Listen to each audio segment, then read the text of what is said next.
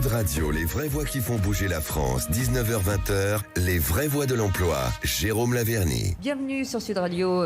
Il y a quelques instants, vous parlez de ce salon de la transition professionnelle. On est là, à Paris, avec notre invité Michel Yaël. Bonjour. Bonjour. Merci d'être avec nous. Vous êtes directeur de la politique sociale, des politiques sociales, de la Caisse des dépôts. On va revenir justement dans ce domaine de formation professionnelle. La direction des politiques sociales de la Caisse des dépôts gère 2 mandats.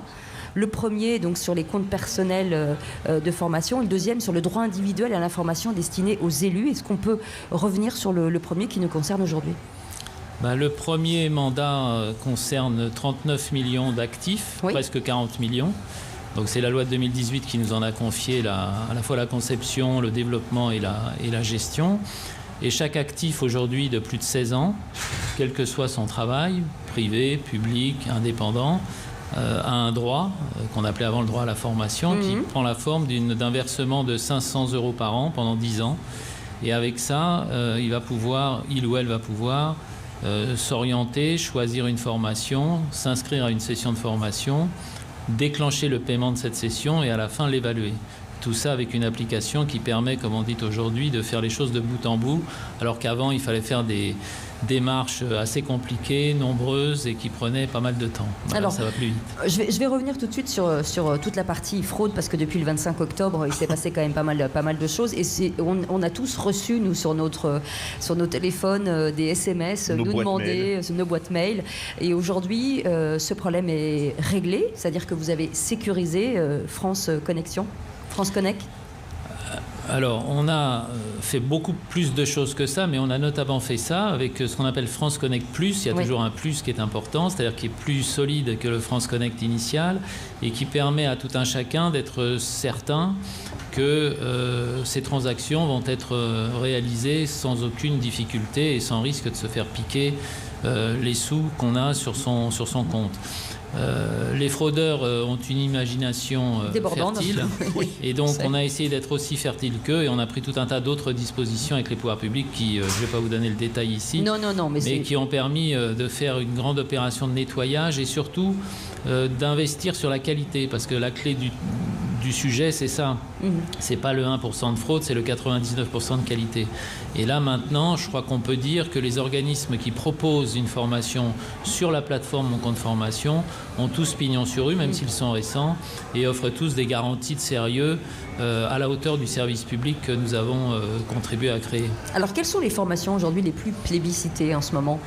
Est-ce que y a des secteurs qui ont le vent en poupe ? Alors il y a 3 séries de secteurs qui reviennent assez fréquemment parce que tout dépend aussi de la façon dont on les découpe. Il y a quand même 15 000 organismes qui offrent plus d'1 million de formations, donc ça fait un lot relativement important. Vous avez 6 heures. Alors je vais passer 2 heures sur chacun des secteurs prioritaires. Non, on a dans le désordre des formations qui tournent autour du numérique ou du digital, ce qui n'étonnera personne. On a surtout en Île-de-France. Surtout en Île-de-France. On a des formations qu'on fait un peu parler d'elles qui touchent au permis de conduire, parce que le permis de conduire, comme souvent on l'ignore ou on ne le sait plus, est aussi un outil d'insertion professionnelle. Il y a des fois des boulots qu'on ne peut pas faire ou obtenir si on n'a pas son permis, ne serait-ce que son permis B. Donc on a beaucoup de permis de conduire sous cette forme-là. Et puis on a aussi beaucoup de formations linguistiques. Parce que là aussi, ça devient, au-delà d'un confort personnel et d'une appétence pour les langues, à des niveaux de hiérarchique relativement modestes dans les entreprises et parfois dans les administrations, une condition d'emploi de maîtriser l'anglais, l'allemand ou une autre langue. Alors, avant de passer la parole à mes camarades, je voudrais juste qu'on explique bien, et parce que moi je l'ai appris assez récemment, qui a le droit finalement à ces formations. C'est-à-dire que est-ce que l'alternant, est-ce que ce sont que les employés, on va aussi jusqu'aux alternants. Vous parliez du permis de conduire, c'est une facilité aussi pour eux, mais c'est vrai que on ignore effectivement qui a le droit à ces formations. Le droit s'ouvre à 16 ans, et s'il s'ouvre à 16 ans, c'est qu'il s'ouvre aux alternants, parce qu'en général on n'est pas salarié à 16 ans, donc on peut être apprenti, enfin en tout cas en alternance, et il se clôt, si je puis dire, au moment où vous partez effectivement en retraite. Donc la bande passante, elle est à peu près de 16 ans à, pour l'instant, 62 ans, et demain peut-être un peu plus.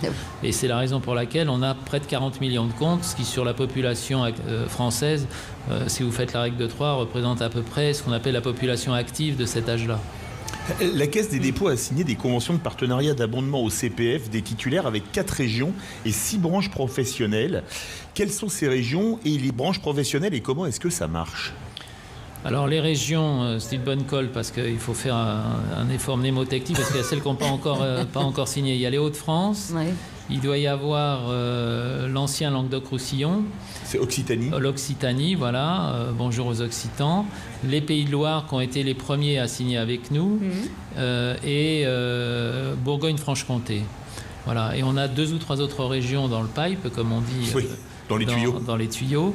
Et alors, les branches professionnelles et les entreprises, donc les branches, on a celles que vous avez indiquées, qui sont des branches importantes et de taille moyenne, la plus importante étant Ocapiat, qui est un regroupement de branches de la sphère agricole et agroalimentaire avec plusieurs millions de salariés.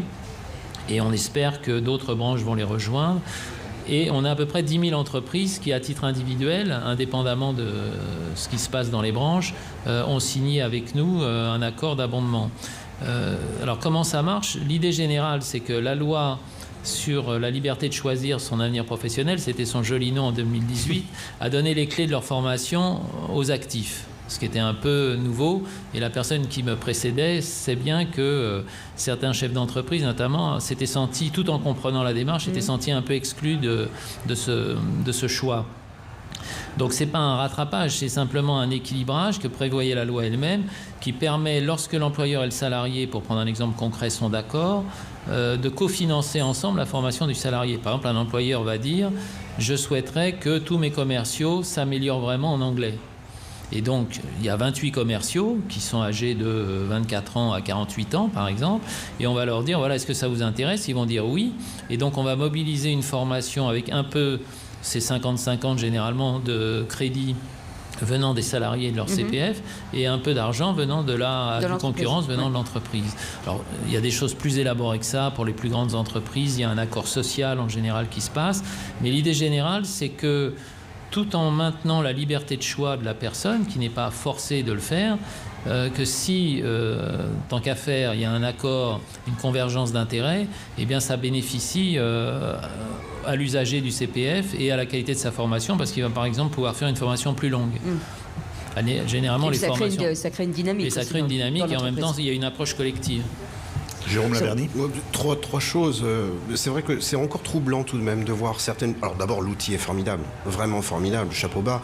Mais c'est quand même encore troublant de voir certaines publicités avec des photos de ministres, des emblèmes de l'État et du gouvernement dans l'ère du temps et de la RGPD, etc. C'est quand même parfois un petit peu troublant de voir ces publicités. Deuxième chose, concrètement sur le terrain, parfois, on voit certains organismes de formation qui surfent un peu sur cette possibilité qui leur est donnée de facturer individuellement chaque membre d'un groupe, là où la formation serait bien moins coûteuse si on avait un tarif collectif sur la même formation.